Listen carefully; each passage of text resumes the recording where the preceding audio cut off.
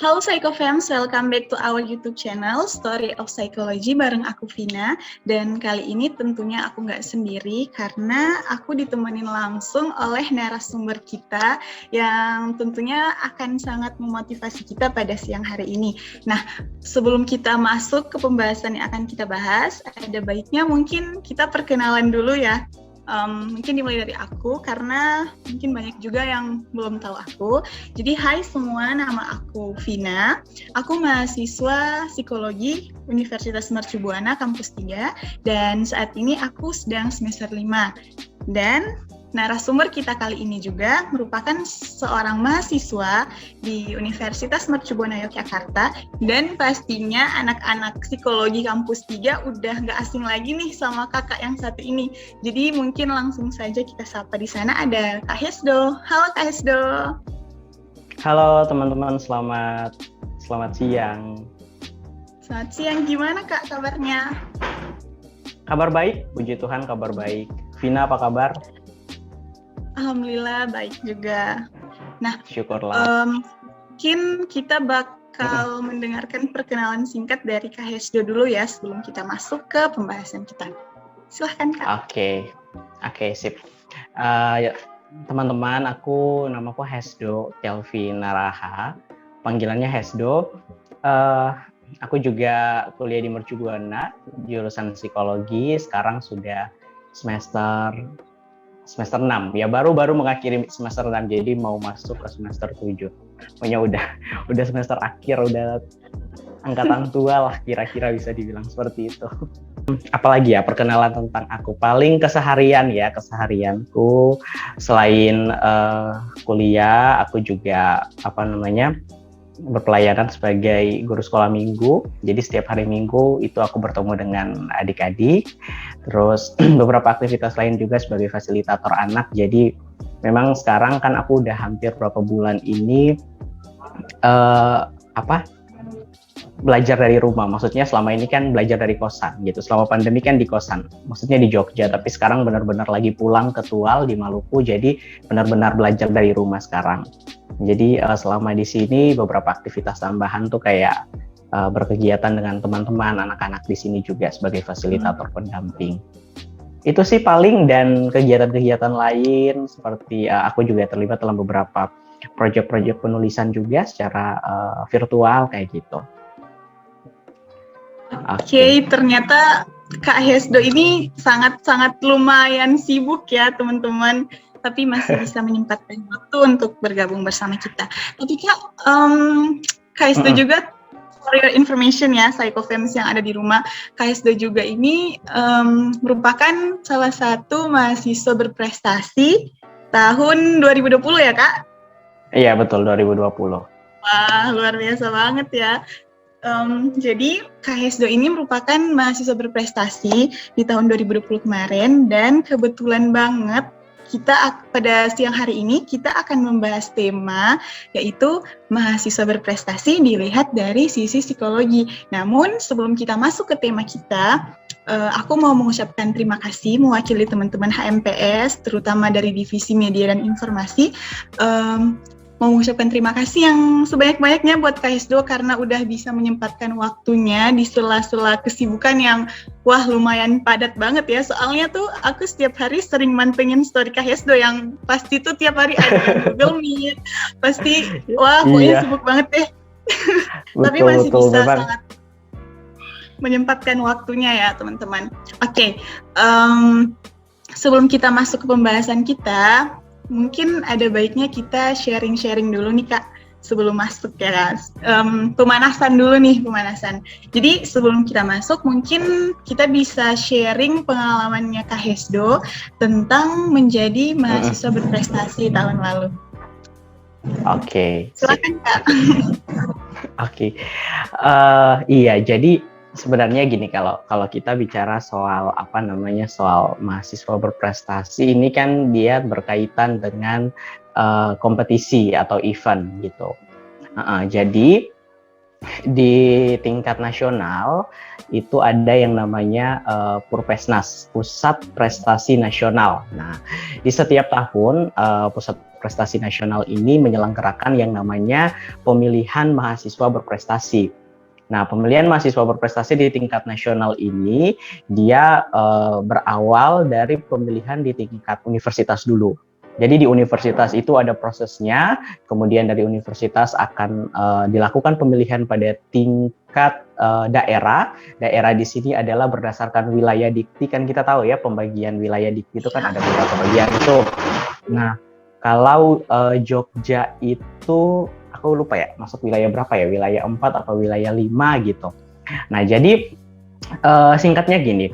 Waktu itu tahun lalu dari Biro Kemahasiswaan kampus ya Universitas Mercubuana Jogja itu menginfokan gitu bahwa dilakukan pemilihan mahasiswa berprestasi tingkat universitas waktu itu. Jadi singkat cerita aku dikasih tahu oleh temanku gitu, bilang do ikut do gitu. Terus di grup angkatan tuh juga pada ribut gitu, kayak teman-teman bilang ayo ikut Hesdo. Siapa tahu memang berhasil kayak gitu. Jadi waktu itu juga ya sudah aku mempersiapkannya ya sekitar berapa ya 4 atau 5 hari terakhir sebelum deadline-nya itu. Jadi prosesnya itu cukup panjang Vina dan teman-teman. Pertama kita harus mengisi formulir dulu, identitas kita dulu. Nah di situ memang mempertanyakan semua hal tentang kita, latar belakang kita, prestasi-prestasi apa saja yang sudah diraih sebelum-sebelumnya kayak gitu. Setelah informasi tentang diri atau CV lah ya kira-kira seperti itu, ada juga kita diminta untuk menuliskan paper. Kita menuliskan paper dengan tema yang waktu itu memang dibebaskan. Jadi kita dibebaskan silakan menulis paper tentang apa saja, yang penting itu relate dengan keadaan masa kini dan kemudian itu dinilai. Jadi waktu itu aku menulis paperku itu judulnya Be a Good News Ambassador in the Disruption Era. Itu judulnya aja yang bahasa Inggris, tapi isinya bahasa Indonesia. Jadi kayak isi paper itu sekilas kayak aku ingin memperkenalkan aja bahwa sebenarnya ini adalah era disrupsi gitu ya, bahwa perubahan itu terjadi dan dampaknya itu juga pada informasi, salah satunya adalah beredarnya hoax di mana-mana, sehingga aku mengajak untuk yuk kita sebagai mahasiswa harus menjadi duta-duta yang menyebarkan informasi baik gitu. Jadi ketika kita mendapatkan satu informasi, tidak langsung cepat-cepat kita forward, tidak langsung cepat-cepat kita share, tapi kita juga harus mempunyai sense of critical gitu. Kita harus memiliki rasa kritis untuk memang mau mengkritisi dulu informasi ini dengan mencari tahu sumber-sumbernya dari mana kayak gitu. Setelah dari paper itu kemudian beberapa prasyarat lain lagi sih, misalnya kayak kita diminta melampirkan piagam-piagam penghargaan, terus kita punya kartu identitas dalam organisasi-organisasi atau komunitas yang diikuti kayak gitu. Jadi ya sudah, aku mempersiapkan semua itu, lalu di H-1-nya aku mengirimkannya gitu. Nah setelah itu sih aku udah nggak mikir lagi, karena prinsipku adalah yang penting aku udah mempersiapkan semuanya, nanti hasilnya itu diserahkan ke Tuhan gitu kan, kayak kita mengerjakan bagian kita, selebihnya diserahkan kepada Tuhan kayak gitu. Jadi ya udah kayak gitu. Setelah satu minggu menunggu pengumuman itu, aku sempat di DM dulu sama Kepala Biro Kemahasiswaan Universitas gitu, Pak Fahmi. Beliau bilang, Mas minta nomor WhatsApp-nya. Tapi waktu itu kan belum pengumuman, tapi aku naluriku aja, kemungkinan kayaknya aku lolos gitu ya. Jadi Pak Fahminya, soalnya udah dimintain kan nomor WhatsApp-nya. Kepala Biro minta nomor WhatsAppku, ya udah aku kirimin. Ternyata benar. Setelah diumumkan persis hari ke-7 setelah itu, oh iya, nama aku masuk. Jadi waktu itu ada 7 orang finalis waktu itu, dan dari psikologi sendiri kan 2, ada aku sama mungkin Vina tahu ada Mas Adi Nugroho dari kampus 1 gitu. Oh iya. Jadi setelah proses itu kemudian aku sedikit bercerita ya Vina ya soal proses pemilihannya sendiri kayak gimana. Okay. Nah setelah kami menjadi 7 finalis itu kemudian kami mengadakan briefing untuk technical meeting untuk pertama kalinya. Di situ kemudian dijelaskanlah bahwa alurnya nanti akan ada pembekalan dalam 2 materi, yaitu pembekalan dari sisi public speaking, dan yang kedua adalah pembekalan untuk penulisan karya ilmiah dan presentasi karya ilmiah. Jadi waktu itu ada banyak kejutan-kejutan lah Maksud kejutanku kayak ada banyak hal yang nggak disampaikan, tapi tiba-tiba aja terjadi. Jadi akhirnya dari situ surprise. Jadi akhirnya dari situ pun aku menyimpulkan bahwa memang proses pemilihan mahasiswa berprestasi itu tidak semudah yang aku bayangkan gitu. Karena memang mungkin kayak saya cuma bayangkan yang wah paling cuma misalnya gini, nggak kebayang yang bakal ada itu, tapi ternyata surprise nih. Jadi ya udah. Iya. Betul seperti itu. Jadi pada waktu itu kan kami di sesi public speaking. Di sesi public speaking itu diajarkanlah teorinya dulu. Hari pertama teori, kemudian di hari keduanya itu praktik. Nah, ketika praktik itu memang kami diminta memperkenalkan diri dan menceritakan segala hal tentang diri menggunakan bahasa Inggris. Memang karena waktu itu sudah tingkat pemilihannya di tingkat universitas, jadi memang level untuk persaingannya itu udah sedikit meningkat. Jadi memang kita tidak lagi menggunakan bahasa Indonesia, sudah pakai bahasa Inggris. Dan dalam setiap sesi itu pun proses penilaian sudah terjadi gitu. Jadi para fasilitator itu sudah langsung mengambil nilai, sudah langsung menilai gitu. Lalu nanti di hari ketiga itu kami dengan pemateri tentang karya ilmiah, penulisan dan presentasi karya ilmiah. Nah, jadi ada cerita lucu, Vina. Waktu itu aku sempat udah curiga gitu ya.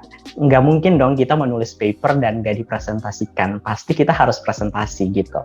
Jadi aku sempat japri ke Pak Fahmi, Kepala Biro selaku penyelenggara. Aku tanya, Pak, aku mau nanya, ini kan kita diminta nulis paper nih. Apakah paper ini akan kita buatkan PPT-nya untuk kita presentasikan gitu. Nah, bapaknya itu cuman read, dia nggak balas. Terus di chat lah Pak Fahmi itu ke grup para finalis, dia ngomong kayak gini, kayak teman-teman dipersiapkan saja apapun yang bisa teman-teman persiapkan, karena nanti akan ada waktunya di mana teman-teman akan mempresentasikan itu. Dan waktu itu kita nggak ke sana. Nanti setelah kita selesai kelas karya ilmiah itu, barulah dikasih tahu teman-teman esok pagi teman-teman harus mempresentasikan paper teman-teman di hadapan Dewan Juri. Wah, itu tuh emang penuh kejutan ya ternyata. Iya, penuh kejutan. Jadi akhirnya dari situ tuh terus aku mikir, ya Tuhan, ini paper sepanjang ini aku mau membedah bagian mananya gitu kan. Karena dulu aku waktu ikut PP ya, dulu itu kan sempat juga aku pernah ikut satu event juga di tingkat nasional, itu namanya Pekan Inovasi Psikologi Indonesia, yang waktu itu penyelenggaraannya di Fakultas Psikologi UI. Jadi sama juga, kasusnya sedikit sama. Aku juga mempresentasikan paperku di sana gitu. Nah, waktu di sana itu untunglah aku berpengalaman dari situ, jadi aku paham tidak semua isi paper itu harus kita presentasikan. Nah, ini aku bagi tips nih buat Vina dan teman-teman. Kalau kita menulis satu paper atau karya penelitian atau apa gitu ya, nggak semua isinya itu harus dimasukkan. Kita hanya perlu mengambil bagian-bagian tertentu, latar belakangnya, lalu rumusan masalahnya, tujuannya apa. Ya udah langsung masuk ke hasil pembahasan, yaitu berisi hasil pembahasan dan juga kesimpulan. Akhirnya dari situ paperku tuh presentasiku tuh nggak panjang, cuman ada sekitar 6 atau 7 lembar. Hanya 6 atau 7 slide aja, itu pun hanya berisi poin-poinnya. Selebihnya itu adalah menggunakan kekuatan kita untuk bercerita aja. Karena sebenarnya poinnya tuh di situ, kalau kita presentasi itu lebih kepada kekuatan kita untuk bercerita.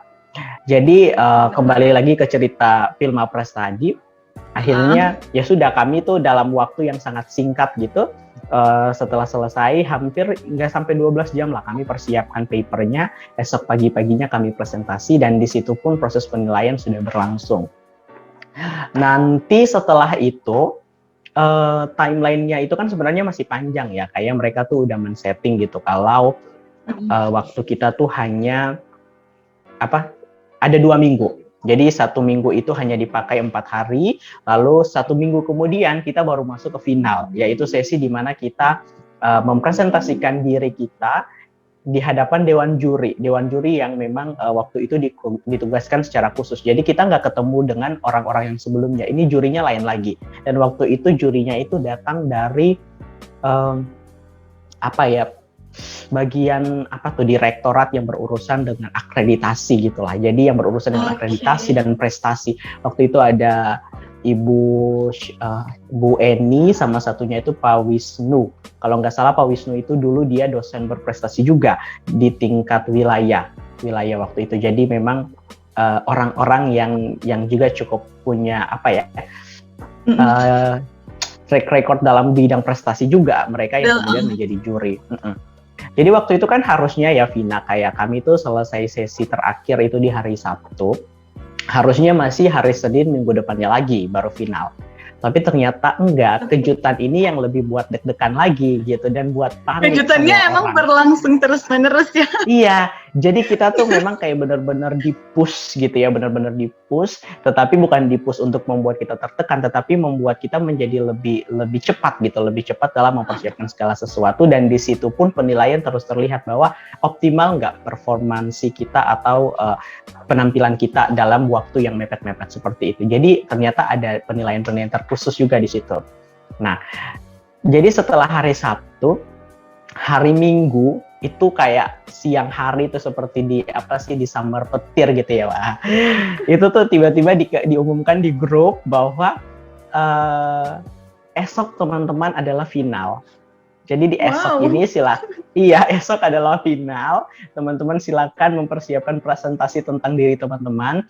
Waktu yang diberikan itu hanya 5 menit kalau aku nggak salah ingat ya, Vina ya. Waktu yang diberikan itu hanya bukan 5 deh, 10. 5 atau 10 menit, pokoknya nggak panjang waktunya. 5 sampai 10 menit. Tapi lumayan juga ya Kak buat dukdak gitu. Iya betul. Jadi waktu yang disiapkan itu hanya 5 sampai 10 menit. Lalu setelah itu kita sesi tanya jawab dengan dewan juri. Jadi ya sudah, aku mempersiapkan presentasiku itu ada sekitar berapa gitu ya. Waktu itu ada sekitar 10 slide kalau nggak salah, karena nggak bisa banyak juga. Dan beruntungnya di kelas public speaking itu kita udah diajarkan kalau nanti ketika memperkenalkan diri itu kalian hanya perlu memperkenalkan apa saja, poin-poin apa saja yang mau disampaikan, kayak gitu. Jadi ya sudah, aku memperkenalkan secara singkat diriku, dan setelah itu terjadilah proses tanya jawab dengan dewan juri. Setelah selesai itu kemudian kita ada break sekitar 10 sampai 15 menit.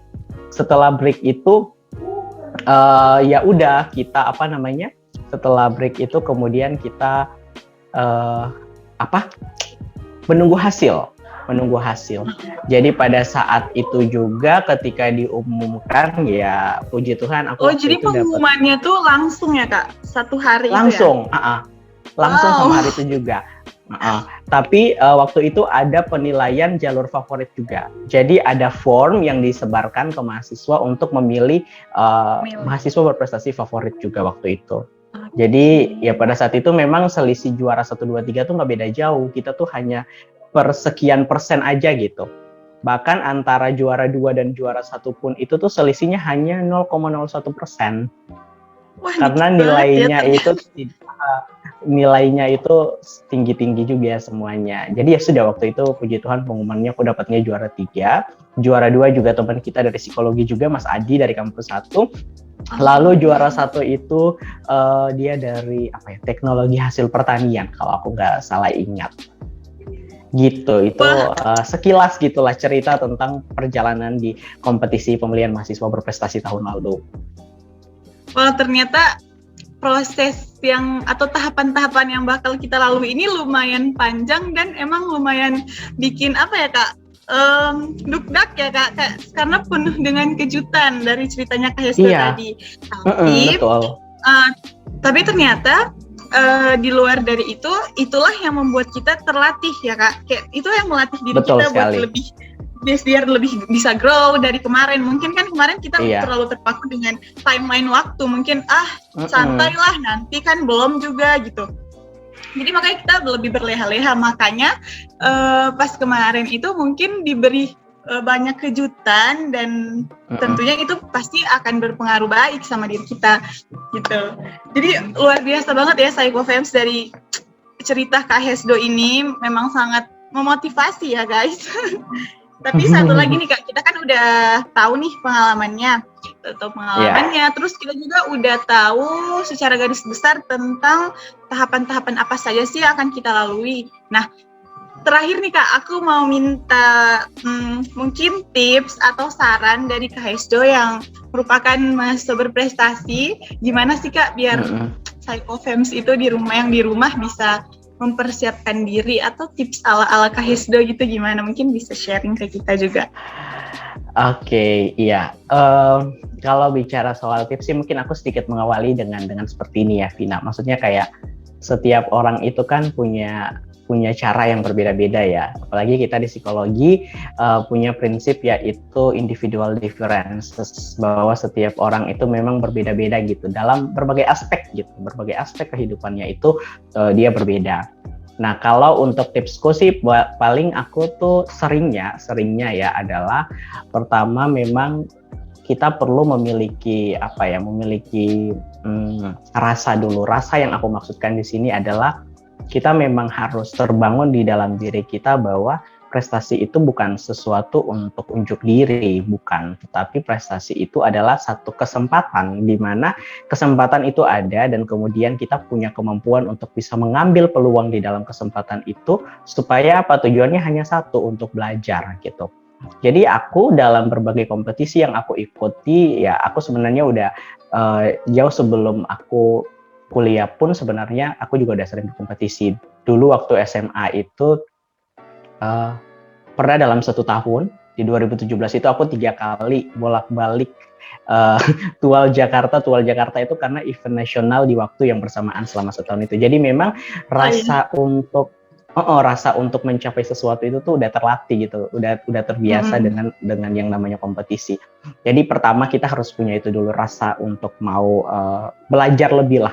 Bagiku prestasi itu sebenarnya kata lainnya adalah belajar lebih. Kita mau belajar lebih untuk mencapai sesuatu yang lebih juga. Yang kedua itu adalah confidence, percaya diri gitu.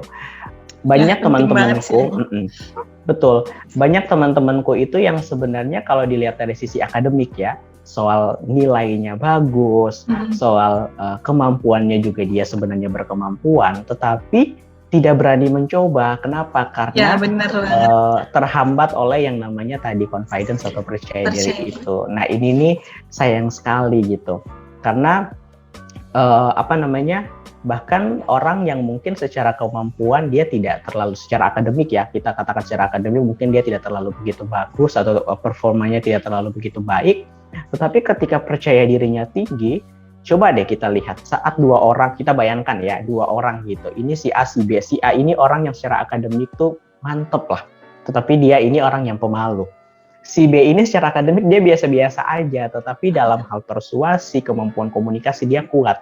Kira-kira kalau kedua orang ini berbicara soal satu topik, katakanlah tentang vaksin itu berbahaya, misalnya kayak gitu. Orang akan lebih percaya yang mana? Orang akan lebih percaya yang memiliki kekuatan komunikasi yang bagus, yang baik gitu.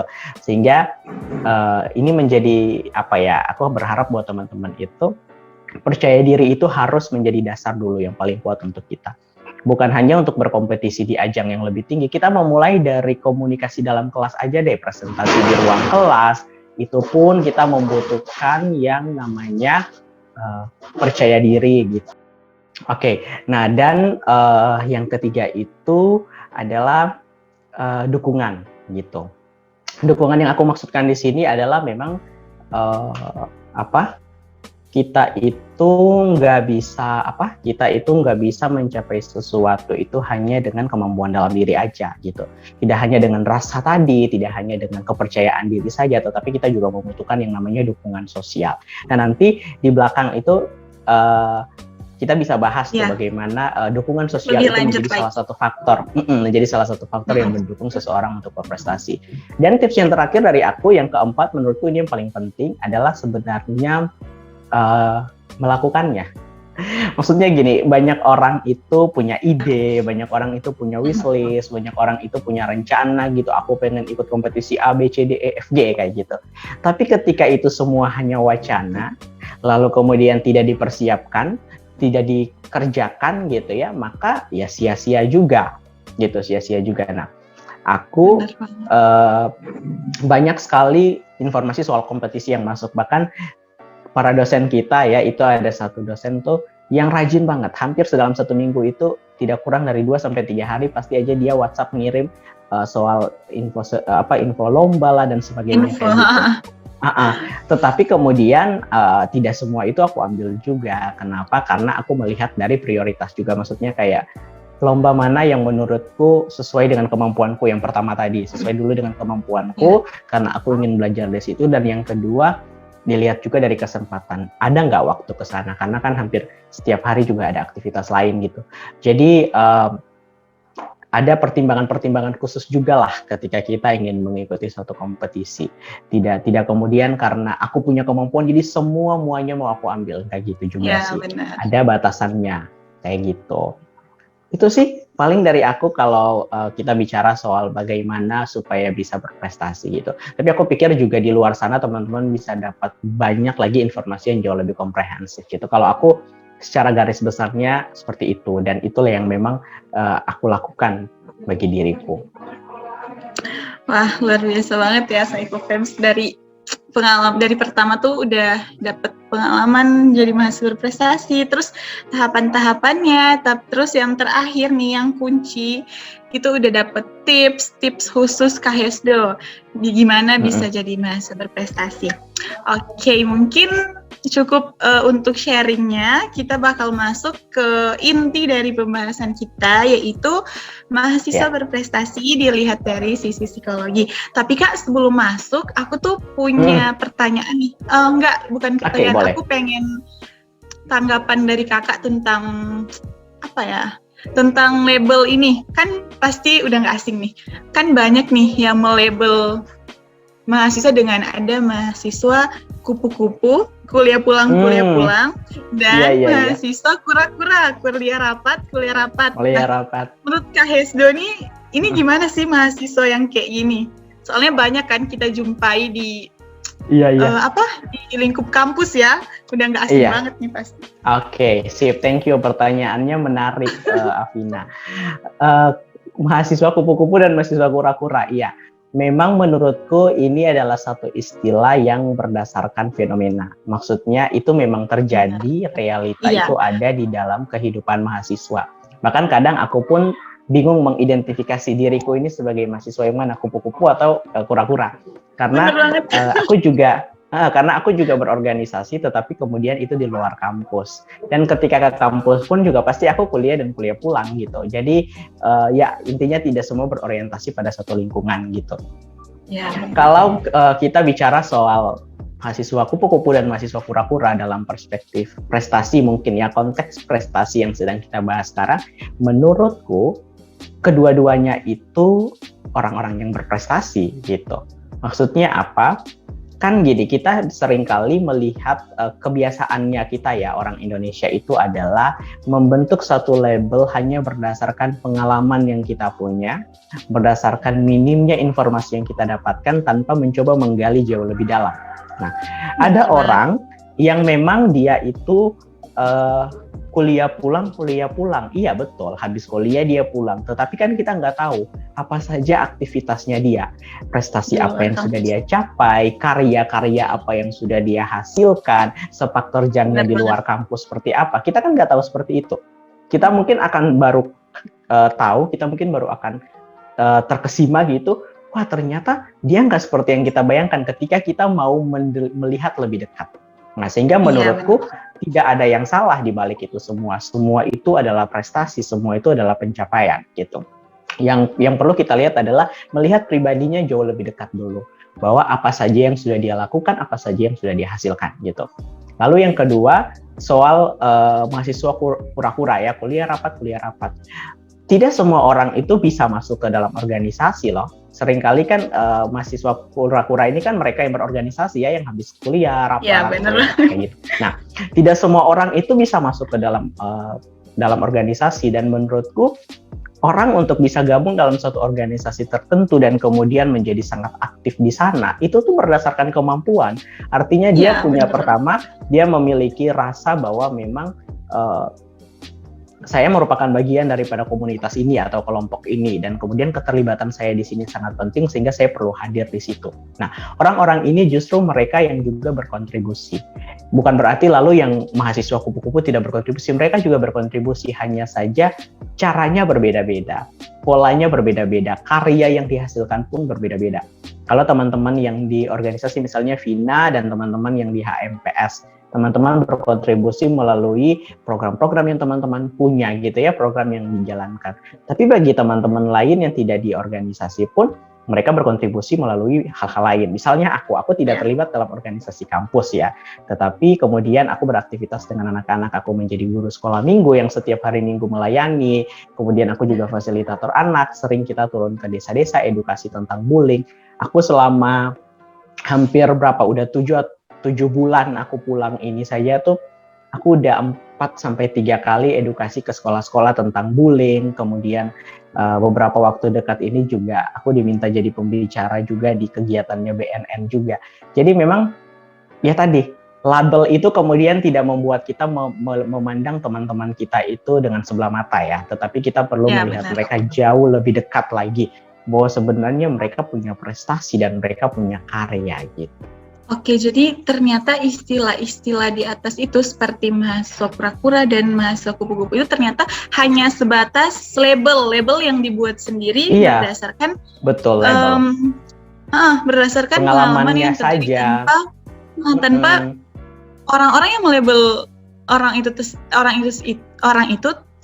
mereka tuh nggak tahu sebenarnya, cuman wah dia ini rapat terus, kura-kura nih, dia tuh setiap abis mata kuliah langsung pulang. Kupu-kupu nih. Iya.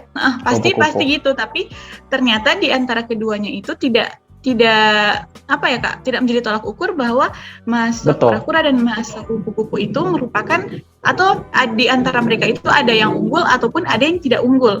Itu bukan menjadi satu tolak ukur kan? Iya. Betul. Jadi memang kedua-duanya punya keunggulannya masing-masing gitu. Ya, kedua-duanya punya keunggulannya masing-masing. Nggak ada yang lebih unggul antara satu dengan yang lain. Nah, mungkin supaya lebih memperjelas gitu ya, Vina, aku sedikit mengutip ini. Seringkali gini, orang itu kan ya tadi penilaiannya itu kan atas pengalaman dirinya ya. Dia menilai atas pengalaman dirinya sendiri. Nah, kadang orang-orang semacam itu tuh mereka memiliki kecenderungan self-centered, yaitu fokus pada diri mereka sendiri. Nah, sangat bahaya tuh kalau misalnya dia fokus pada dirinya kemudian mengabaikan orang lain. Akhirnya dampaknya adalah, bayangkan kacamata ini adalah dirinya, maka semua orang yang dia lihat di situ adalah tentang dirinya saja. Jadi ketika ada yang tidak sesuai dengan dia, ya dia cap dan dia label itu negatif. Ya, benar. Tapi ketika ada orang yang kemudian sedikit kemirip-miripan dengan dia mengatakan, oh dia itu berprestasi. Kenapa? Karena sama seperti saya, tolak ukurnya dirinya sendiri. Tetapi ketika kita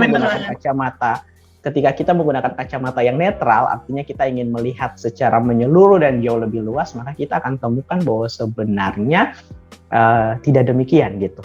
Apa yang kita pikirkan tentang seseorang tuh tidak benar-benar merepresentasikan atau menggambarkan diri orang itu.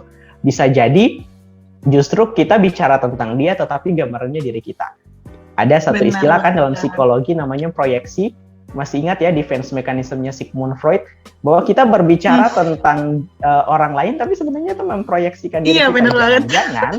Jangan-jangan orang yang sering menggunakan istilah mahasiswa kupu-kupu dan mahasiswa kura-kura ini, mereka sedang memproyeksikan diri mereka sendiri. Ya, gitu. Benar banget. Oke. Jadi hikmah yang dapat kita ambil di sini bahwa kita tuh jangan sembarangan atau jangan cuman karena kita melihat, padahal kita aja nggak kenal secara personal sama dia, tapi kita udah bisa banget, wah kamu kura-kura ya, kamu rapat mulu, wah kamu abis kuliah pulang pasti kamu kupu-kupu deh, aktif dong. Tapi dia tuh nggak tahu sebenarnya di luar mungkin dia aktif di event nasional mungkin kan, kita nggak ada yang tahu. Jadi makanya itu merupakan stigma negatif nggak sih Kak? Betul, stigma. Kita bisa menyebutnya sebagai stigma. Kita harus sangat bukan mengurangi, bahkan kita nggak boleh sembarangan melabel orang gitu kan Kak? Iya. Oke, mungkin kita langsung masuk aja ke topik kita tentang mahasiswa berprestasi dilihat dari sisi psikologi ya Kak. Jadi Kak, take your time. Nah, jadi teman-teman, ketika kita bicara soal mahasiswa berprestasi gitu ya dari perspektif psikologi, memang menurutku ini satu topik yang tidak mudah karena kita perlu melihat dari sisi evidence based, maksudnya dari berbagai macam hasil penelitian yang kemudian dirangkum. Nah, kemarin sih aku sempat ngirim paper ke Vina ya. Iya, Mungkin benar nanti banget. nanti mungkin dikembalikan aja ke teman-teman HMPS gitu. Apakah paper ini mau dipublikasikan untuk dibaca secara luas juga nggak masalah gitu. Nah, aku mencoba untuk menggali gitu ya dari sisi penelitian ilmiah, maksudnya mencari informasi yang bersifat evidence based. Sebenarnya seorang mahasiswa berprestasi itu latar belakangnya seperti apa gitu. Maksudnya apa saja yang menjadi faktor-faktor pendukung sehingga kemudian seseorang itu bisa berprestasi. Nah, sebelum masuk ke faktor, mungkin aku ingin bicara dulu soal prestasi itu sendiri. Ya, jadi teman-teman bisa jauh lebih jelas. Kalau kita bicara dari sisi psikologi, maka tokoh pertama yang ingin aku sebutkan namanya adalah Abraham Maslow. Pasti teman-teman sudah tidak asing gitu ya, Maslow ini kan memang seorang psikolog tokoh psikologi dalam aliran psikologi humanistik yang memang mereka memandang manusia itu ya human being gitu, manusia sebagaimana manusia itu sendiri gitu. Jadi dalam segala hal yang dia lakukan itu sama sekali tidak ada bukan sama sekali tidak ada, tetapi kemudian selalu dipandang dari sisi kemanusiaan bahwa ini hal-hal yang bisa diterima begitu saja. Nah, Maslow ini kan berbicara tentang yang namanya the hierarchy of needs, hierarki kebutuhan manusia. Jadi kita lihat ada piramida itu ya, yang level paling kita bacanya dari paling bawah, kemudian tengah naik sampai paling puncak adalah self actualization. Nah, di dalam pandangan Maslow ini prestasi itu menjadi salah satu kebutuhan. Nah, menariknya di sini. Jadi prestasi di dalam pandangan Maslow itu menjadi salah satu kebutuhan manusia, bahwa manusia itu perlu untuk berprestasi, gitu. Kira-kira seperti itu. Dan ini berada pada tingkatannya yang keempat. Ya, setelah melalui tingkat yang pertama itu apa? Physiological needs, kemudian safety needs, lalu love and belonging needs, lalu achievement needs, sama yang kelima itu self actualization. Nah, pandangan Maslow ini kemudian menjadi berkembang karena mungkin teman-teman nanti akan ketemu ada satu lagi konsep baru dalam psikologi yang namanya adalah psikologi positif. Sebenarnya udah nggak baru sih, udah lama gitu, kayak psikologi positif ini udah ada sejak tahun 98 gitu oleh Martin Seligman dan kawan-kawannya kayak gitu. Nah, di dalam psikologi positif ini juga mereka bicara soal achievement juga, soal prestasi juga. Nah, kalau tadi Maslow bicara bahwa prestasi atau achievement itu adalah kebutuhan, maka di psikologi positif dia bicara bahwa prestasi atau achievement itu adalah nilai. Nah, ini yang menarik nih. Jadi jujur ya, waktu aku mencoba untuk mendalami hal ini, aku kagum aja gitu, kayak wah menarik sekali ya, ternyata prestasi ini kalau kita gali di dalam perspektif psikologis itu kita akan dapat banyak informasi yang membuat sangat luas, dan akhirnya membuat kita melihat bahwa prestasi itu bukan hanya tentang kamu juara 1, juara 2, tetapi nanti dia akan berkembang lebih luas. Nah, aku lanjut soal yang tadi psikologi positif. Nah, di dalam psikologi positif ini, menurut Ilona Boniwell itu salah satu psikolog di Eropa juga yang ya namanya juga disebut sebagai tokoh-tokoh berdirinya psikologi positif kayak gitu. Nah, menurut Ilona Boniwell ini, manusia itu hidup berdasarkan nilai-nilai yang dia pegang. Jadi nilai apa yang kita pegang, itulah yang menggerakkan mindset kita, pola pikir kita. Sehingga di dalam isi pikiran kita, di dalam emosi kita, dan di dalam behavior atau perilaku kita, semua itu sejalan berdasarkan nilai tadi. Nah, menurutku mahasiswa berprestasi ini adalah mereka yang memegang teguh achievement value ini, atau memegang nilai prestasi. Artinya di dalam diri mereka prestasi itu bukan hanya kebutuhan, tetapi kemudian aku perlu mencapai sesuatu untuk eksistensi diriku sebagai manusia, untuk menghasilkan karyaku, untuk melahirkan, untuk menyalurkan ilmu dan pengetahuan yang aku punya, sehingga aku perlu berprestasi. Dan sebenarnya yang aku ceritakan ini adalah diriku sendiri, bahwa aku memang memegang achievement value itu. Iya, nilai prestasi itu menjadi salah satu nilai yang penting bagi aku. Makanya di setiap kesempatan dan peluang yang ada, pasti tidak aku sia-siakan. Aku gunakan sebagai momen untuk aku bisa belajar dan mencapai sesuatu yang aku ingini juga, kayak gitu. Nah, setelah kita lihat dari sisi tadi kebutuhan menurut Maslow, lalu kemudian ini menjadi nilai yang dipegang. Artinya nilai itu menjadi sesuatu yang sangat dasar ya, fundamental banget gitu. Kemudian baru kita melihat secara lebih meluas lagi, misalnya dari sisi faktor-faktor gitu ya, dari sisi faktor-faktor pendukung, bahwa apa saja yang menjadi latar belakang bahwa mahasiswa itu berprestasi gitu. Aku sedikit mencontek paper tulisanku karena informasinya ada di sini ya. Nah, ada satu kutipan yang menarik ya teman-teman. Aku kutip itu dari penelitiannya Husna Hidayati dan Aryati 2014 itu. Dia bicaranya kayak gitu. Jadi pada mahasiswa berprestasi biasanya itu mereka tidak merasa puas dengan pencapaian yang biasa-biasa saja. Mereka menginginkan itu sesuatu yang lebih daripada hal-hal yang biasa.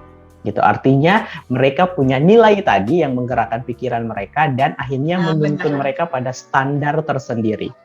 Kuncinya ada di sini. Mereka punya standar yang berbeda. Gitu. Mereka punya standar yang berbeda. Aku tidak mengidentifikasi bahwa aku adalah orang berprestasi, tetapi kalau bicara soal standar, aku punya standar yang berbeda dalam pengerjaan tugas misalnya Afina dan teman-teman. Dulu teman-teman dekatku itu sering bilang kamu itu suka merepotkan dirimu sendiri. Kenapa? Karena misalnya kalau mengerjakan tugas paper atau apa gitu, atau jangankan paper hanya untuk menjawab kuis aja itu, aku perlu baca lebih dari 3 referensi yang banyak untuk bisa memperkuat argumentasiku, memberikan keyakinan bagi menambah data bagi aku gitu ya. Dan awalnya itu memang bagiku jangan-jangan aku punya kecenderungan perfeksionis ya. Jadi terlalu perfeksion akhirnya menyulitkan diriku sendiri. Tetapi lama-kelamaan aku menjadi terbiasa dan aku sadar bahwa memang aku sudah terbentuk dengan pemahaman bahwa kita berbicara harus berdasarkan data dan fakta. Akhirnya ketika sekarang pun aku tidak lagi merasa kesulitan kayak gitu. Merasa kesulitan untuk itu. Nah, artinya ini adalah standar yang aku punya. Aku punya standar yang berbeda dalam hal pengerjaan tugas kayak gitu. Nah, hal ini yang kemudian tadi dikatakan itu ya dalam penelitian itu bahwa memang mahasiswa berprestasi itu sering mereka tidak ingin yang biasa-biasa gitu, mereka ingin sesuatu yang berbeda dari yang lainnya. Tetapi menurutku ya ini hanya asumsi, maksudnya betul ini berdasarkan satu penelitian, tetapi kemudian realitanya kan kadang juga tidak selalu seperti itu ya. Ada orang juga yang mungkin dia tidak terlalu menaruh standar paling tinggi, tetapi dalam kinerjanya dia bisa memberikan sesuatu yang luar biasa, kan bisa juga seperti itu. Nah, dari situ kemudian aku menggali lagi lebih dalam ya teman-teman, faktor apa saja gitu yang kemudian menjadi pendukung dalam diri mahasiswa untuk berprestasi. Aku menemukan ada 3 ini sebenarnya bukan 3 yang pakem, maksudnya ada lagi faktor-faktor lain di luar sana yang bisa teman-teman gali gitu. Nah, pertama ada yang namanya regulasi diri. Nah, regulasi diri ini apa? Regulasi diri ini apa? Sederhananya itu kayak kita tahu bahwa kapasitas diri kita itu seperti apa, kemampuan kita itu seperti apa, lalu kemudian kita ingin melakukan apa saja, tetapi di tengah berbagai hal yang kita lakukan itu ada batasan-batasan bagi kita. Nah, setiap kali kita memberikan batasan, karena mungkin waktu yang kita punya, kita memberikan batasan karena mungkin kemampuan yang mungkin tidak mencukupi ke sana, itu berarti kita sedang meregulasi diri, kita mengkontrol atau mengatur diri kita sehingga tidak over capacity, tidak overload gitu istilahnya. Nah, regulasi diri ini menjadi sangat penting menurutku. Apalagi misalnya mahasiswa berprestasi, menurutku mereka tidak terlepas dari istilah produktif ya. Pasti kelihatan gitu ya apa yang mereka lakukan itu banyak banget gitu. Nah, ini juga kadang menjadi kabur ya Vina antara istilah produktif dan sibuk. Ya, antara istilah produktif dan sibuk. Seringkali aku tuh selalu evaluasi ke diriku, aku ini sebenarnya sibuk atau produktif sih gitu. Jangan sampai terlalu banyak hal yang aku lakukan dan tidak menghasilkan apa-apa, tetapi ternyata aku menemukan satu makna di dalam diriku bahwa aku tuh bukan sibuk kok, karena apa yang aku lakukan itu berdasarkan tujuannya gitu. Bahwa ada hasil yang memang ingin aku capai. Kalau sibuk itu kan beda ya, kita mau mengerjakan semua hal yang kita inginkan, tapi kemudian nihil. Nggak ada satupun yang kita belum tentu juga akan menghasilkan dan akan berdampak baik kan pada diri kita. Betul, berdampak baik pada diri kita. Dan sangat-sangat disayangkan bagi orang-orang yang misalnya kayak gini, Vina. mereka tuh menghabiskan waktu, tenaga, pikiran sepenuhnya untuk orang lain. Dampaknya dirasakan oleh orang lain. Tetapi kemudian income bagi dirinya apa? Nggak ada, lelah doang, capek doang. Mungkin kita bisa lihat itu dari sisi altruisme, maksudnya orang yang menganggap bahwa orang lain itu penting, kepentingan bersama itu di atas segalanya. Tetapi kalau kita berpikir dari sisi manusia gitu ya, human being, aku juga butuh sesuatu dong dari itu, nggak mungkin sia-sia aja kayak gitu. Nah sehingga regulasi diri ini penting. Betul, harus ada feedback yang kita dapatkan gitu. Jangan kita berikan semua-muanya dan kemudian kita nggak dapat apa-apa. Dan maksud feedback di sini juga bukan berarti materi ya, Vina ya. Banyak hal sebenarnya. Mungkin tentang misalnya kayak gini. Aku itu kenapa aku senang berbicara dengan anak-anak? Bukan soal capeknya, tapi ketika ketemu anak-anak itu aku happy. Dan itulah feedback dan nilai manfaat yang aku rasakan gitu. Jadi kadang orang tuh bilang kayak, kamu ngapain sih Dok ketemu sama anak-anak orang yang kenal juga? Enggak, buang-buang waktu cerita untuk mereka. Bahkan untuk cerita pun kita harus persiapan, harus baca buku dulu, harus mencari informasi, memikirkan konsep dan segala macam. Itu melelahkan. Tetapi ketika ketemu mereka, aku happy, aku belajar dari mereka, itu nilai yang aku dapatkan. Sehingga kemudian bukan hanya tentang apa yang aku berikan, tetapi tentang apa juga yang aku dapatkan. Jadi menurutku orang-orang berprestasi itu mereka sangat produktif. Banyak hal yang mereka lakukan, tapi kemudian itu tidak overload. Tidak membuat mereka sibuk, tetapi mereka produktif. Nah, kuncinya di mana? Ya di regulasi diri tadi. Mereka tahu kelebihannya apa, kelemahannya apa, batasannya yang mana, apa yang boleh dan apa yang tidak. Sehingga kemudian mereka bisa menyelaraskan antara setiap energi di dalam diri dengan aktivitas yang mereka lakukan itu menjadi setara. Sehingga kemudian itu equal gitu ya, itu balance, tidak menimbulkan ketimpangan. Nah, ini yang perlu juga kita pelajari dari teman-teman kita di luar sana yang mungkin kelihatannya wah dia ini luar biasa gitu ya, menghasilkan ini, menghasilkan itu, punya prestasi ini, punya prestasi itu. Kuncinya di kamu apa sih gitu? Kamu ini ya pakai ada ilmu khusus gitu apa sih? Kayak gitu-gitu. Iya kadang kan gitu yang tuh lihat kok kamu nggak ada capeknya ya gitu. Tapi ternyata itu dia memegang teguh regulasi diri. Maksudnya regulasi dirinya baik karena dia udah ngerti, misalnya dia udah kenal dirinya sendiri, kayak dia udah tahu banget dia gimana, kemampuannya sampai mana. Jadi dia bisa tarik rem nih kalau emang dia udah, oh kayaknya aku udah nggak bisa nih, aku udah kapasitasku nggak memenuhi, nggak cukup sampai sini. Jadi dia tuh bisa mengontrol, kayak self control ya Kak, self controlnya juga bagus gitu ya. Betul, regulasi diri itu erat kaitannya dengan self control tadi gitu.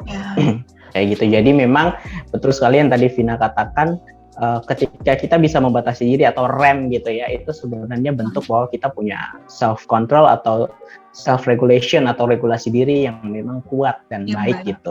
Dan memang secara evidensi pun ya, secara berdasarkan penelitian pun memang mahasiswa yang memiliki regulasi diri yang baik itu mereka cenderung pasti berhasil dalam akademiknya. Artinya mereka tahu bahwa apa yang boleh dilakukan, apa yang tidak boleh dilakukan. Sehingga dampaknya adalah segala sesuatu berjalan dengan lancar, selaras gitu. Karena juga itu mereka yang kemudian tahu membuat tidak ada hambat. Kapan harus memulai sesuatu dan kapan juga harus berhenti gitu ya Kak? Iya, betul. Kapan harus memulai dan kapan harus berhenti. Dan mereka juga bisa membaca konteks. Maksudnya melihat bahwa ada banyak peluang tetapi mana yang bisa aku masuki. Tidak semua bisa aku masuki. Gitu. Itu tadi yang pertama ya, kalau kita bicara soal faktor pertama adalah tadi regulasi diri. Oke, nah yang kedua ya, kita masuk ke yang kedua Vina dan teman-teman, itu adalah dukungan sosial. Mungkin tadi di awal kita sedikit menyentil istilah dukungan sosial ya. Nah, kalau aku lihat, aku mengutip gitu ya dari pandangannya seorang peneliti ya, pada tahun 2011 itu dia mengatakan seperti ini, dukungan sosial itu adalah satu istilah yang digunakan untuk menjelaskan hubungan sosial. Hubungan sosial di sini banyak, antara hubungan aku dengan orang tua, hubungan aku dengan keluarga besarku, hubungan aku dengan teman sebaya maupun lingkungan sekolah, maupun dengan masyarakat luas. Itu kan kita sebut sebagai hubungan sosial ya, di luar dari diri kita.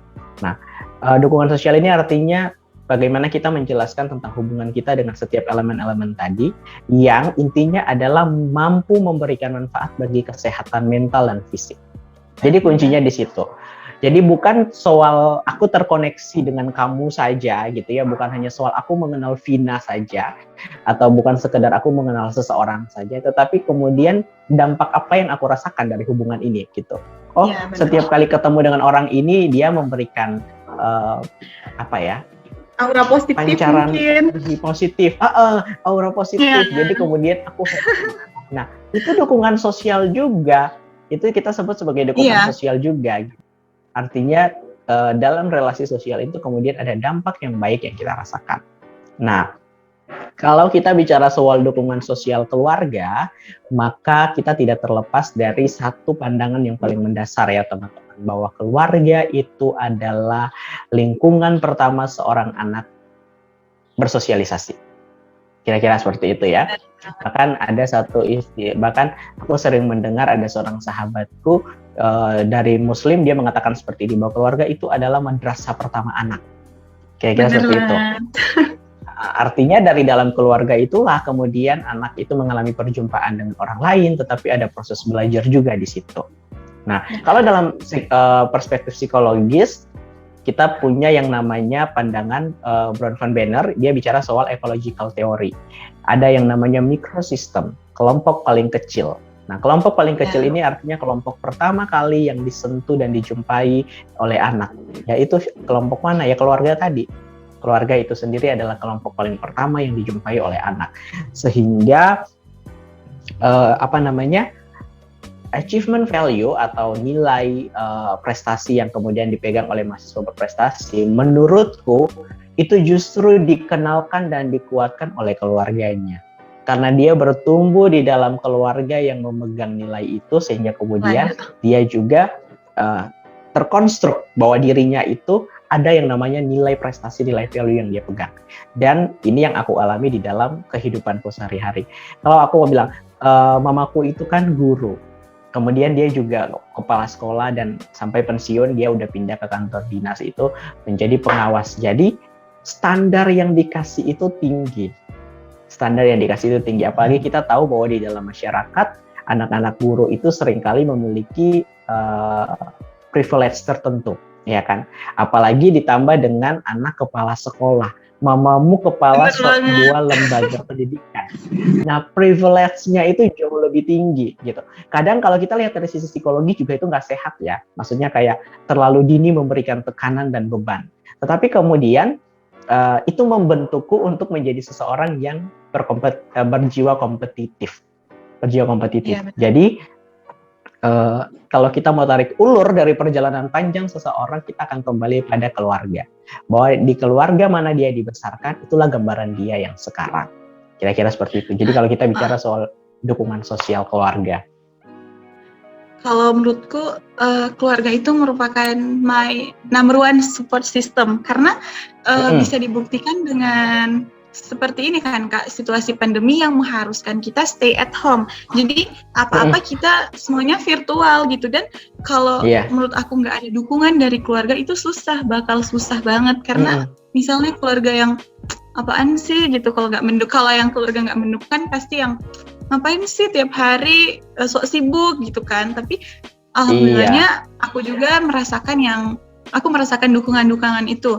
Kayak misalnya seperti ini, seperti lagi Zoom, mereka menghargai menghargai waktuku atau menghargai kesibukanku dan tidak menjudge kayak kamu sibuk mulu gitu. Makanya itu aku bilang kalau keluarga merupakan my number one support system, dan tentunya itu sangat-sangat berpengaruh.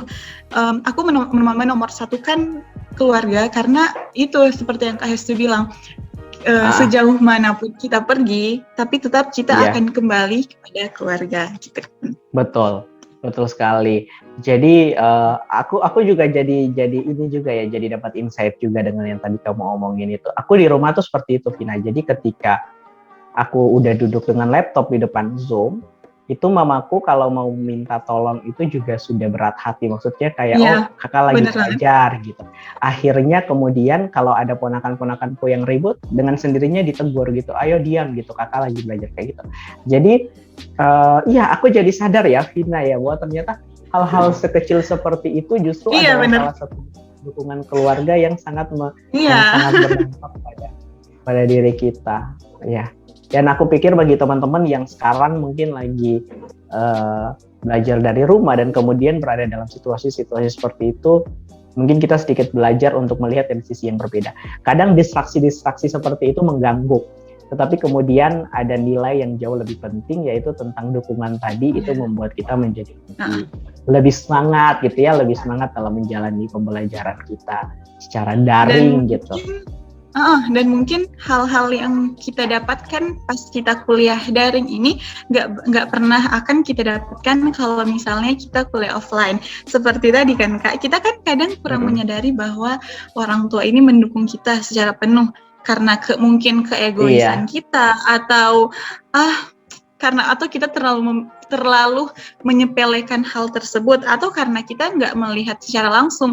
Dan aku tuh pribadi merasakannya di saat aku kuliah online, aku merasakan hal-hal kecil yang sebenarnya itu tuh punya punya dampak besar bagi diri aku sendiri. Punya kayak dampak, aku tuh kayak terpacu, bermakna. Aku kayak jadi terpacu buat aku mau lebih produktif lagi buat bisa buat orang tuaku senang gitu. Tapi kan karena juga mungkin kita setiap hari ketemu gitu kan Kak, dan itu hal langkah yang akan kita dapatkan jika kita nanti kuliah offline, apalagi kita kan ini semuanya anak rantau ya Kak. Betul. Jadi betul itu sekali. banyak banget nilai, seperti yang Kak Hestu bilang tadi, banyak banget nilai yang akan kita dapatkan, dan kemudian itu yang akan kayak kalau menurut aku tuh itu yang akan mempush diri kita untuk bisa berkembang, untuk bisa grow up gitu, untuk bisa jadi lebih baik. Betul. Dan nggak di zona amannya kita terus gitu. Iya. Dan itulah realita yang kemudian dialami oleh mahasiswa berprestasi. Justru karena mereka didukung secara penuh oleh keluarga mereka, sehingga mereka tidak merasa ada tekanan dalam diri, tetapi ketika ada kesempatan itu justru menjadi satu peluang bagi mereka untuk belajar dan menghasilkan suatu karya. Jadi memang dukungan keluarga, dukungan sosial keluarga itu memiliki pengaruh yang sangat kuat sekali gitu dalam diri seseorang. Seperti itu. Kira-kira itu untuk yang faktor yang kedua tadi ya, Vina dan teman-teman. Yang terakhir, yang ketiga itu adalah faktor dukungan sosial teman sebaya. Nah ini juga penting. Menarik banget nih. Penting betul. Dan ini juga sangat menarik.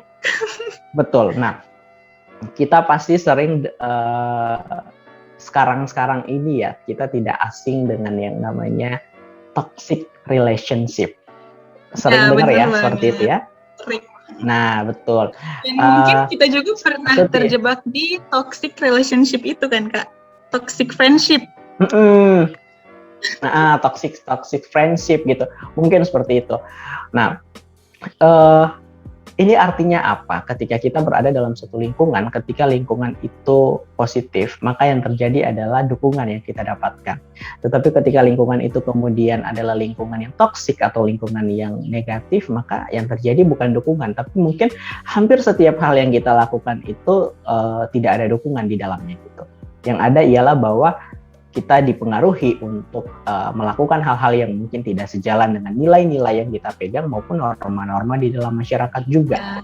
Kayak gitu. Nah, kalau kita bicara soal dukungan sosial sebaya, ini sih aku mengutip dari penelitiannya Guide. Nah, Guide ini sih sebenarnya penelitian internasional ya, dia penelitiannya di Lebanon gitu. Cuman sedikit aku melihat apa hasilnya itu, menurutnya dukungan sosial itu menjadi salah satu aspek penting di dalam iklim kelas. Kalau kita bicara soal mahasiswa berarti tidak terlepas dengan aktivitas perkuliahan ya.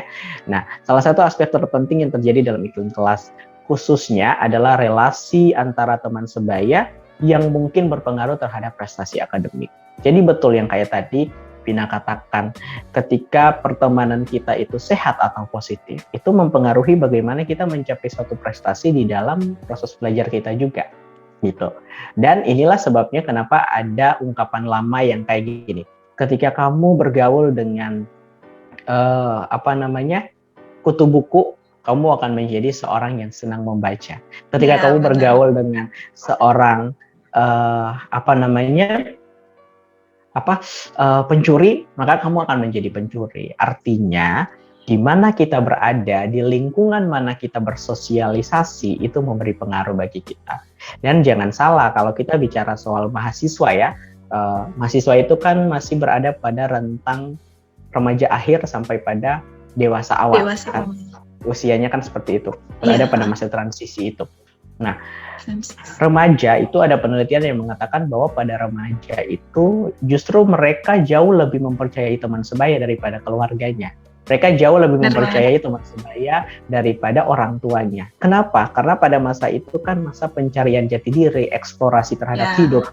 Jadi setiap hal informasi baru yang mereka dapatkan itu tidak dikaji dulu, diterima secara mentah-mentah, langsung diterima. Akhirnya mereka terbiasa untuk apa yang dikatakan temannya, itulah yang diyakini sebagai kebenaran, kayak gitu.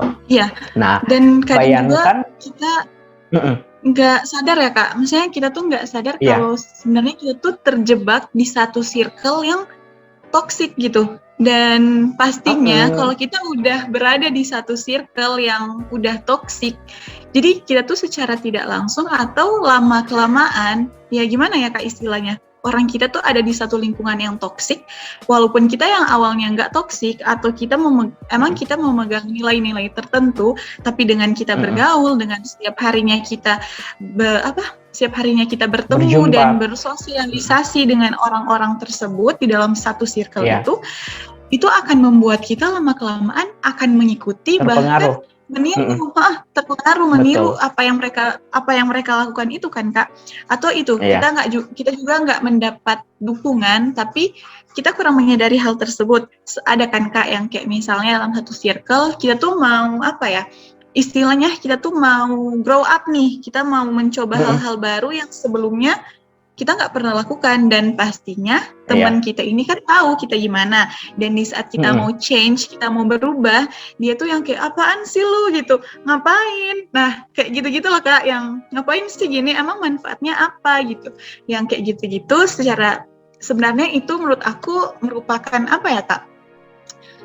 merupakan satu hal yang kalau kita biarkan terus-menerus bakal menjadi satu hal yang negatif, dan tentunya kita juga bakal malas. Menghambat dan bakal males kan Kak, yang ya udah deh orang aku diecengin terus gini, ya udahlah nggak usah gitu kan. Bener banget, makanya itulah pinter-pinter kita untuk memilih circle pertemanan yang akan menguntungkan juga lagi kita untuk pengembangan diri kita juga kan Kak. Betul. Nah jadi memang kadang jadi orang tuh berpikir kayak kok kamu nggak berteman sih sama aku gitu, kok kamu nggak mau main sama kita gitu, kenapa? Nah sebenarnya gini, bukan persoalan karena orang itu sombong atau bukan karena orang itu kemudian terlalu memilih-milih teman, tetapi menurutku dia punya kesadaran bahwa dia tahu dirinya itu harus berada di lingkungan yang mana gitu. Di kampus itu aku mengenal banyak orang juga mengenalku, dan menurutku mereka semua adalah temanku gitu. Tetapi kemudian tidak berarti lalu aku harus menyempatkan waktu setiap hari untuk meladeni si ini ngajak ke sini aku datang, si B mengajak ke sana aku ikut, kayak gak seperti itu. Kenapa? Karena tadi aku punya kelompok tertentu, maksudnya aku punya cycle tertentu yang menurutku keberadaanku di situ didukung dan aku harus berada dekat dengan mereka, kayak gitu. Tapi ya menurutku tidak masalah ketika mungkin dalam hidup akhirnya kita bertemu dengan orang-orang yang tadi toxic relationship atau toxic friendship. Menurutku itu wajar saja. Akhirnya dengan begitu pun kita menjadi paham soal karakter ya. Oh, orang-orang yang toxic itu seperti ini ya. Kalau orang-orang yang mendukung kita tuh seperti ini ya. Kayak gitu. Jadi nggak masalah. Kita juga mendapat pengalaman kan dari situ. Kita dengan dapat pengalaman. Kita pernah terjebak dalam toxic friendship, makanya kita tuh jadi apa ya Kak? Kalau aku sih jadi lebih aware gitu loh terhadap pertemanan yang udah deh karena kemarin udah ada pengalaman kayak gitu, mungkin sekarang jadi gimana ya Kak, kayak introspeksi diri juga, kayak mungkin aku yang salah, ada yang salah di aku, makanya mereka gini. Jadi banyak banget pengalaman dan tentunya insight-insight yang bakal kita dapetin, dan itu juga bakal berpengaruh dalam proses pengembangan diri kita gitu ya Kak. Betul, betul. Akan berpengaruh pada proses pengembangan diri kita. Sama sepertinya juga dengan teman-teman dalam mahasiswa berprestasi yang kita bicara hari ini gitu kan. Seringnya mereka itu justru berada dalam lingkungan yang sama. Mungkin mereka punya kelompok tertentu, tetapi di balik kelompok itu ada juga relasi-relasi khusus dengan orang-orang yang sebenarnya punya orientasi yang sama. Misalnya mereka yang sama-sama senang dengan lomba, mereka yang sama-sama senang, ya tidak harus lomba ya, tapi yang senang dengan satu hal yang sama gitu. Nah biasanya tuh ada relasi-relasi khusus seperti itu. Misalnya kayak aku di kampus, ya tadi aku bilang semua orang adalah teman-temanku. Ada yang mereka kenal, ada yang aku kenal, ada yang juga nggak kenal gitu. Aku punya satu kelompok yang dari semester awal sampai sekarang kami masih sama-sama, masih sering cerita, masih sering ribut, masih sering kangen-kangenan dan sebagainya karena pandemi ini. Tetapi aku juga punya orang-orang tertentu yang dalam hal aktivitas akademik aku berkomunikasi dengan mereka. Itu ada juga. Jadi itu yang tadi aku bilang, kita punya, kita bisa menempatkan diri di dalam lingkungan tertentu, lingkungan tertentu itu juga mempengaruhi prestasi kita. Kayak gitu. Nah, inilah seperti yang dalam penelitian tadi ya, yang dari guide tadi, bahwa memang dukungan sosial teman sebaya itu sangat berpengaruh gitu. Jadi apa ya? Banyak lah gitu. Intinya banyak faktor di luar daripada 3 tadi. Bukan hanya tentang regulasi diri, bukan hanya tentang dukungan sosial keluarga, bukan hanya tentang dukungan sosial teman, tetapi ada banyak hal juga yang belum tereksplorasi. Mungkin kita bisa lihat dari sisi motivasi, bagaimana orang bisa termotivasi, bisa juga mungkin kita lihat dari sisi peluang juga, mungkin karena banyak peluang dan kemudian dia mengambil peluang itu. Pokoknya banyak faktor yang bisa kita lihat untuk menjelaskan itu. Kalau dari aku sendiri ada satu hal yang menurutku nggak kalah penting, dan menurutku juga ini merupakan salah satu hal utama yang harus kita miliki, semua orang miliki untuk dapat berprestasi. Menurutku kita tuh harus mempunyai mindset atau cara berpikir yang berkembang atau growth mindset kan. Karena kalau misal kalau kita mempunyai mindset yang gitu-gitu aja atau fixed mindset, otomatis kan kita nggak akan berkembang. Kita tuh Kak, orang-orang yang memiliki fixed mindset cenderung yang nggak suka tantangan, yang dia tuh maunya hidupnya tuh aman terus, yang nggak mau ada gelombang-gelombangnya, nggak mau yang Kak, kalau misalnya orang-orang yang punya growth mindset, dia tuh sadar akan, misalnya tuh aku istilahinnya pakai kalender. Kalau misalnya di kalendernya kita itu setiap harinya tuh aman terus, nggak ada tantangan, nggak ada hal baru yang harus kita coba. Berarti itu udah saatnya kita untuk change, untuk berubah, untuk merubah kalender-kalender kita, untuk menambahkan mungkin hal-hal baru yang belum pernah kita coba, atau untuk mencoba tantangan yang tentunya akan berimbas baik ke diri kita. Nah, itu makanya menurut aku grow mindset itu sangat penting bagi mahasiswa berprestasi. Bagi mahasiswa yang ingin berprestasi, dia tuh harus mempunyai itu dulu. Kayak cara berpikir itu kan, itu yang paling awal ya Kak. Kayak harus berpikir. Mindset. Kita tuh harus mempunyai mindset itu agar bisa mencapai tujuan-tujuan dan melampaui batas, bukan batas sih, tapi zona aman yang kita ciptakan sendiri gitu ya Kak, kurang lebihnya. Iya, betul. Aku juga belajar tentang itu di dalam satu chapter bukunya Profesor Renald Kasali. Jadi itu ada satu buku judulnya Disruption. Ya tebelnya segini. Aku sarankan untuk teman-teman baca deh. Bukunya bagus banget. Aku udah mau selesai. Sekarang udah sampai persis. Aku baru sampai di bab mindset sekarang. Nah, di situ juga beliau membedah, ya Renald Kasali itu membedah soal mindset. Bahwa ada 2, ada yang fixed mindset dan ada yang growth mindset. Kira-kira uraiannya sudah tadi disampaikan oleh Afina. Nah, menurutku di antara kedua ini, mana yang seharusnya kita miliki harus yang growth mindset tadi ya. Seperti yang Afina katakan.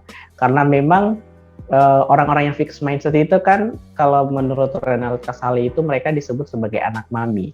Anak mami itu artinya bagi mereka segala sesuatu itu mudah, Iya tersedia, benar. siap tersaji gitu. Akhirnya dampaknya apa? Mereka tidak memiliki jiwa yang kompetitif. Rasa kompetisi Enggak. itu tidak ada dalam diri mereka karena menurut mereka semua hal bisa aku dapatkan dengan mudah tanpa harus Iya, bekerja keras. Nah, itulah yang tadi dikatakan benar oleh Vina banget. bahwa tidak ada tantangan gitu ya, tidak ada challenge. Mm-mm. Nah, berbeda dengan orang-orang yang growth mindset, justru mereka melihat tantangan itu sebagai kesempatan gitu. Iya, benar Aku jadi banget. pengen cerita, ada satu jurnal penelitian yang pernah aku review itu, aku lupa judulnya apa, Get Excitement untuk, pokoknya intinya adalah itu satu penelitian yang sebenarnya membuktikan gini, ketika kita menerima satu tantangan itu sebagai dengan penuh rasa antusias untuk mau mengerjakannya, maka biasanya itu berdampak positif bagi diri kita. Satu, tantangan yang sulit itu kemudian bisa terselesaikan dengan baik. Dua, ada pembelajaran yang kita dapatkan. Berbeda ketika kemudian tantangan itu kita lihat sebagai beban, sesuatu yang bikin berat, Iya, yang benar banget. menyiksaku, menekanku, maka jangankan kamu mau berhasil, pikiranmu sudah lebih dulu membuat kamu jatuh. Akhirnya Iya, dampak benar. yang positif pun tidak terasa. Gitu. Jadi Hilang. memang hilang. Jadi sangat-sangat penting sekali teman-teman kita memiliki growth mindset tadi. Bahwa kita melihat segala sesuatu itu sebagai peluang, bahwa kita Peluang. melihat melihat satu tantangan itu bukan sebagai beban atau bukan Beban. hambatan, tetapi kemudian menjadi sesuatu yang mendukung kita. Iya. Satu jalan untuk menuju kita buat apa ya Kak? Buat berkembang gitu ya. Oke, luar biasa banget ya guys dari tadi penjelasan yang menurut aku banyak banget insight yang kalau aku pribadi bisa dapatkan dari penjelasan tadi. Dimulai dari mengutip dari Maslow yang kebutuhan kalau prestasi itu merupakan salah satu kebutuhan, tapi jangan salah dulu. Yeah. Jangan salah dulu, kita tuh nggak bisa langsung melangkah di kebutuhan yang keempat. Kita tuh harus memenuhi dulu kebutuhan-kebutuhan yang ada di bawah. Yang lainnya. Dimulai dari yang pertama kan Kak. Kemudian kalau kebutuhan yang pertama sudah selesai, sudah terpenuhi, barulah kita memenuhi kebutuhan-kebutuhan yang di atas. Kemudian ada regulasi diri. Nah, penting banget nih kita punya regulasi diri agar itu kayak tadi aku bilang kita tuh bisa tahu kapan kita mulai dan kita juga bisa tahu kapan kita berhenti. Kita bisa tahu kapasitas diri kita sehingga nantinya sewaktu-waktu kita sudah tidak bisa lagi atau kita udah sadar nih kapasitas kita udah nggak bisa lagi nih, udah nggak mampu, jadi kita bisa tarik rem untuk kita berhenti, istirahat sejenak, terus bisa lanjut lagi. Nah, kemudian ada faktor-faktor yang mendukung juga yang tentunya nggak kalah penting dari faktor keluarga, faktor teman sebaya, faktor sosial yang itu pastinya bakal sangat berpengaruh bagi kita mahasiswa yang ingin berprestasi ya Kak. Betul. Dan terakhir nih Kak, aku mau ada satu pertanyaan buat Kak Esdo atau saran deh atau tips gitu. Kan sekarang kita lagi pandemi yang mengharuskan kita stay at home gitu. Dan pasti banyak banget nih teman-teman di rumah yang mungkin lagi pada bosan atau yang aku mau ngapain nih, atau yang putus asa deh Kak, soalnya teman-temanku banyak nih yang putus asa dengan pandemi ini. Mereka tuh kayak udahlah gitu, pandemi gue mau ngapain gitu kan, kayak aku nggak bisa ngapa-ngapain pandemi, tapi aku mau ngasih aku mau ngasih pandangan lain ke teman-temanku atau ke orang-orang di luar sana yang mungkin menganggap pandemi ini sebuah penghalang bagi kita untuk bisa grow, untuk bisa produktif. Karena ini juga merupakan salah satu bukti bahwa kita bisa tetap produktif walaupun pandemi. Kita bisa bertatap muka walaupun secara virtual, tapi kan tidak mengubah esensi dari apa ya Kak? Mengubah esensi dari apa yang kita lakukan itu, maksudnya manfaatnya, tujuannya, semua kan tetap tercapai. Makanya gimana nih Kak buat kasih tips atau motivasi mungkin bagi teman-teman yang sekarang lagi down dengan pandemi, yang berpikir bahwa aduh pandemi semuanya berakhir, aku nggak bisa ngapa-ngapain, aku udah deh aku udah tiduran aja, toh nanti juga nanti juga pas kuliah offline baru deh aku produktif. Tapi kan sebenarnya kita masih bisa produktif walaupun kita masih stay at home gitu. Atau oke, aku jawab ya. Pertama, kalau kita tarik ulur ke waktu aku ikut pemilihan mahasiswa berprestasi tahun lalu, itu juga sudah di situasi pandemik. Itu di tengah-tengah pandemi COVID-19. Dan waktu itu nuansanya beda dengan Pilmapres pada umumnya. Biasanya itu kita akan ngomong di auditorium yang gede, disaksikan oleh banyak orang. Banyak penonton. Tetapi banyak penonton, tapi ini kemudian semua hanya berlangsung melalui Zoom meeting. Tadinya sih aku berpikir kayak, aduh ini tuh Pilmapres tapi kayak feel-nya itu kurang gimana pasti gitu. Pasti ada pesimis lah di depannya, Kak. Tapi kemudian dari situ aku belajar, ya kita bicara soal mindset tadi, akhirnya aku pun mengalami perubahan di situ. Aku bersyukur banget aku belajar dari bukunya Reinhard Kasali yang sempat aku ceritakan di awal tentang disruption itu ya teman-teman. Yeah. Di dalam buku itu memang ada satu tokoh, bukan satu tokoh deh, ada salah satu pengurus himpunan pusat, pengurus pusat HIMSI, itu namanya Pak Andik Matulesi. Satu kali ada webinar oleh HIMSI DIY dan aku ikut. Terus di situ mereka bicara soal ini nih, bagaimana kita beradaptasi di tengah pandemi. Lalu aku kasih pertanyaan soal itu, soal mindset kita yang aku korelasikan dengan isi buku ini. Jawaban beliau menarik. Beliau bilang seperti ini, justru pandemi ini mempercepat segala perubahan yang ada di dalam bukunya Reinhard Kasali. Karena di dalam buku ini bicara tentang hal-hal yang kemungkinan akan terjadi di masa depan, dan itu terjadi. Aku kasih salah satu contoh di dalam dunia psikologi misalnya. Dulu layanan e-mental health atau layanan kesehatan mental berbasis digital platform itu kan belum terlalu dianggap, maksudnya belum terlalu dipandang penting, karena dari sisi sifatnya kayak banyak hal yang mungkin tidak akurat gitu. Misalnya kayak kita, kalau misalnya kayak kita konseling, kita butuh ketemu dengan orang, kita melihat ekspresinya, gesturnya, itu kan semua menjadi data ya, menjadi data untuk menginterpretasi keadaannya. Tapi dalam layar kaca seperti ini, aku bertemu dengan Vina pun, aku hanya melihat Vina setengah badan gitu. Aku tidak tahu tangannya Vina itu bergerak menggambarkan apa, kakinya itu. Ada banyak batasan-batasan di situ. Tapi setelah pandemi, semua berubah. Layanan-layanan kesehatan mental digital menjadi sangat banyak. Konseling pun kemudian sudah bisa dilakukan secara virtual. Ada yang bisa secara WhatsApp, ada bisa melalui Google Duo, bisa melalui Google Meet, Zoom, dan sebagainya. Bahkan sudah ada aplikasi-aplikasi khusus untuk itu. Iya, benar banget. Ada aplikasi khusus tentang itu. Bahkan aku di sekitar 3 minggu yang lalu, aku dihubungi via DM oleh salah satu aku lupa dia itu apa, mungkin anggota ya. Jadi mereka membentuk satu aplikasi namanya aplikasi Sembuh. Di situ aku diminta untuk menjadi fasilitator. Aku terkagum bukan karena aku diundang, tetapi aku terkagum karena urgensi kesehatan mental kemudian menjadi sangat penting juga di tengah pandemi ini.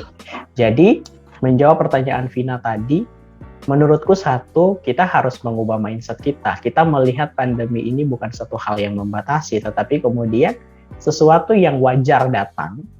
Dan kemudian di situ kita dituntut untuk harus bisa beradaptasi. Bayangkan kalau misalnya aku tidak beradaptasi dengan situasi pandemi. Mungkin aku nggak akan ikut kuliah online, karena aku terus setiap hari mengutuk kapan corona ini pergi gitu. Aku pengen balik ke kelas-kelas. Sementara di berbagai belahan dunia ini semua manusia sudah beradaptasi dengan kelas online. Dan akhirnya karena aku bisa mengubah mindsetku, aku bisa beradaptasi, akhirnya aku bisa menikmatinya. Bahkan sekarang pun aku bisa ketemu dengan Vina di sini. Ini salah satu bentuk juga bahwa sebenarnya pandemi tidak lagi menjadi batasan bagi kita. Pandemi tidak lagi menjadi sesuatu yang kemudian membatasi ruang kita. Itu yang pertama. Kita perlu punya mindset yang berubah dulu tentang pandemi ini. Lalu yang kedua itu menurutku adalah kita tidak kemudian berdiam diri gitu. Tidak berdiam diri. Dulu awal-awal pandemi memang itu sesuatu yang menakutkan ya bagi kita ya, untuk keluar rumah itu kayaknya aduh worry banget gitu Iya, kan. karena Tetapi kurangnya kemudian pemahaman juga mungkin. iya betul, kurangnya pemahaman, kita juga membaca informasi yang tidak valid, yang kita Iya, baca mungkin itu hoax gitu, akhirnya membuat semakin hoax. takut. Nah, nah tetapi ketika kita tidak mau berdiam diri, itu mendorong produktivitas kita juga. Rasa tadi ya, motivasi tadi, kemudian rasa untuk berkarya itu kemudian mendorong kita untuk bisa melakukan lebih lah, misalnya seperti itu. Eh, di sepanjang pandemi ini ada beberapa aktivitas yang aku syukuri bisa terjadi.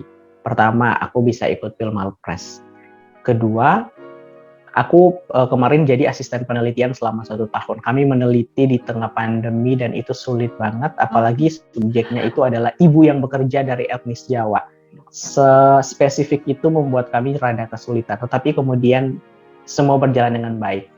Ketiga, di akhir tahun lalu aku ikut satu proyek penulisan yang sebentar nanti akan melahirkan buku karya kita bersama, dan di situ aku menjadi salah satu kontributor yang tulisanku juga ada di situ.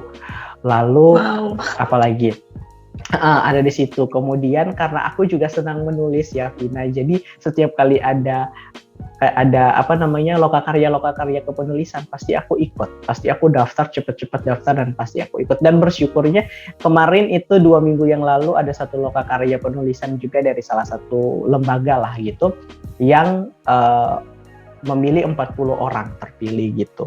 Aku coba daftar dan puji Tuhannya aku terpilih. Dari 760 yang daftar, aku masuk ke 40 orang yang ikut. Itu jadi menurutku maksudnya pandemi ini pandemi ini tidak memberikan batasan. Justru kita bisa belajar di mana saja dengan bebas gitu. Dengan bebas, dengan mudah. Malah dengan adanya pandemi menurut aku banyak banget orang-orang yang sangat excited untuk untuk memunculkan atau untuk menciptakan satu karya-karya baru atau untuk banyak banget kan yang pas saat pandemi, wah kemarin kan nggak ada ini gitu. Kayak ada, aku lihat dari sisi edukasi kesehatan mental. Kemarin waktu aku kuliah semester 1 tuh mendengar orang mengedukasi atau layanan-layanan atau akun-akun Instagram yang berbasis kesehatan mental digital platform lah gitu ya. Dikit banget pokoknya. Tapi dengan adanya pandemi itu malahan kayak itu, makanya aku bilang tadi memunculkan banyak-banyak, menggerakkan orang-orang untuk menciptakan suatu hasil karya mungkin, atau menciptakan sesuatu yang bakal bermanfaat bagi banyak orang. Contohnya itu banyak banget platform yang menyuarakan kesehatan mental atau aware tentang kesehatan mental. Itu kan karena juga dengan pandemi kita dengan gampang bisa mengakses berbagai platform itu Kak, kayak banyak banget kan webinar yang bisa kita ikuti secara gratis tentang kesehatan mental atau tentang berbagai macam. Itu aku banyak banget hal positif di balik semua Kak, kalau mau bilang ini keterbatasan yang terjadi ini, kita nggak bisa ketemu orang, tapi di balik itu semua ada juga banyak hal positif yang dapat kita ambil, dapat kita manfaatkan gitu kan. Betul sekali Vina. Aku juga setuju dengan itu, bahwa memang pandemi ini jangan kita lihat sebagai satu hal yang menghambat ya, tapi kemudian kita lihat sebagai satu hal yang memberikan peluang dan kesempatan bagi kita. Di awal tahun ini, aku tuh buat survei dengan teman-teman. Kami survei untuk pekerja tentang persepsi mereka mengenai pandemi COVID. Hasil survei itu menunjukkan bahwa memang mayoritas sekitar 80-85% itu responden, mereka memang merasa bahwa pandemi ini sesuatu yang mengkhawatirkan, yang menakutkan gitu. Tetapi yang menariknya adalah mereka kemudian bisa beradaptasi dengan situasi itu dan membuat mereka bisa bertahan sampai sekarang. Nah, itulah kekuatan bagaimana cara kita melihat ya. Kacamata kita ini menjadi sangat penting sekali untuk kita beradaptasi dengan situasi ini. Jadi, ya menurutku adalah pentingnya tadi adaptasi itu ya, Vina. Kita beradaptasi mulai dengan pikiran kita, itu akan memberikan dampak pada emosi kita sampai pada perilaku kita. Jadi aku pikir 3 ini kan sangat berkaitan ya antara benar banget. tough pikiran, emosi dan juga behavior perilaku. Jadi kita perlu ya kalau aku menggunakan istilahnya Reinhard Kasali, kita perlu mendisrupsi pikiran kita, mendisrupsi hidup kita. Mendisrupsi artinya bukan menciptakan pengganggu, tapi membuat kita berubah dan beradaptasi sesuai dengan perkembangan zaman. Dan itulah juga yang sering dialami oleh mahasiswa berprestasi. Mereka tidak kemudian diam, tetapi mereka melihat bahwa dalam konteks dan situasi apapun ada peluang untuk bisa meraih banyak hal di situ. Oke, baik, luar biasa banget ya Psycho-Fams yang lagi di rumah. Makanya harus nonton sampai selesai biar kita bisa mendapatkan banyak insight dari pembicaraan kita. Oke, dari tadi kita udah bahas tentang banyak hal yang menurut aku bisa membuka kacamata orang-orang di luar sana atau bisa mengubah cara pandang orang lain tentang misalnya masa berprestasi atau tentang pandemi ini. Jadi banyak sekali insight yang akan kita dapatkan. Nah, closing statement nih Kak. Dari tadi pembahasan yang udah kita dapatkan, aku menarik kesimpulan bahwa untuk menjadi mahasiswa yang berprestasi, sebenarnya kita tuh yang pertama yang harus ada tuh kita berani dulu. Seperti yang Kak Hesdo bilang tadi kan, banyak banget orang yang mempunyai kelebihan di bidang akademik, tapi dia tuh nggak berani buat show diri dia nggak berani buat menampilkan, dia nggak berani buat apa ya Kak, kayak dia tuh cuman terpaku di belakang layar kalau aku bilangnya. Dia nggak berani untuk bersosialisasi dengan orang lain atau untuk apa ya? Untuk berbagi ke orang lain. Jadi menurut aku keberanian merupakan salah satu hal yang terpenting untuk kita bisa melangkah ke jenjang-jenjang yang selanjutnya yang lebih tinggi. Iya, betul. Oke. Jadi pokoknya banyak banget yang kita dapatkan, banyak banget insight yang tentunya sangat akan memotivasi kita semua. Jadi aku mau mengucapkan terima kasih buat Kak Hesdo karena udah sangat membantu kita di masa pandemi ini. Kita tetap masih bisa sama-sama produktif, kita masih bisa berbagi cerita yang insya Allah akan akan memotivasi orang lain ya. Amin. Jadi semoga kita bisa terus sehat. Kak Hesdo juga, soalnya Kak Hesdo lagi KKN juga ya sekarang. Iya, lagi KKN online. KKN online, wah memang luar biasa banget. Di sela-sela kesibukan tapi masih bisa menyempatkan ya Kak.